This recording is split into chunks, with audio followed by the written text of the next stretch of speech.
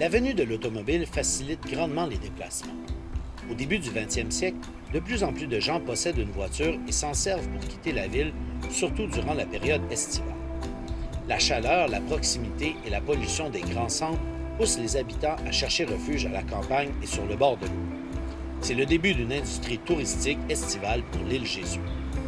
Les municipalités bordées par des rivières des Prairies et des Mid-Îles commencent à développer des infrastructures pouvant accueillir les touristes qui se font de plus en plus nombreux. Le territoire de Plage-Laval, aujourd'hui Laval-Ouest, est rural et agricole. Et comme il longe la rivière des Mille-Îles, il attire en 1926 l'œil de deux promoteurs américains, Warren et Arthur Smartbeck, spécialisés dans le développement de lieux de villégiature.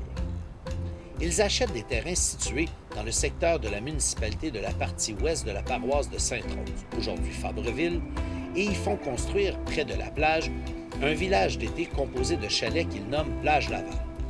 Rapidement, les propriétaires du secteur forment l'Association des propriétaires de Plage-Laval. En 1929, elle deviendra propriétaire pour la somme symbolique de 1 $ de la totalité des terrains, des rues, des espaces publics, des parcs ainsi que du clubhouse de Plage-Laval. En 1930, le village de Plage-Laval devient la municipalité à part entière et compte 281 résidents permanents. Pendant l'été, plus de 5000 vacanciers envahissent les plages de Plage-Laval.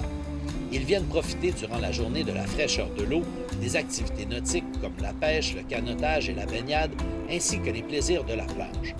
En soirée, ils se divertissent grâce aux nombreux hôtels et salles de danse tels que le Château Sainte-Rose, le Saratoga Beach, le Cozy Corner, qui diffusent du rock'n'roll pour la plus grande joie des danseurs.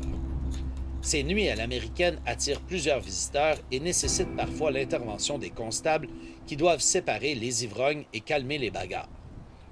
De nos jours, les chalets sont devenus des maisons et la musique des dancing s'est tue. Mais les habitants de Laval-Ouest fréquentent toujours les lieux. La piste cyclable qui longe la rivière des Mille-Îles donne accès à la berge aux Quatre Vents qui offre une multitude d'activités tout au long de l'année.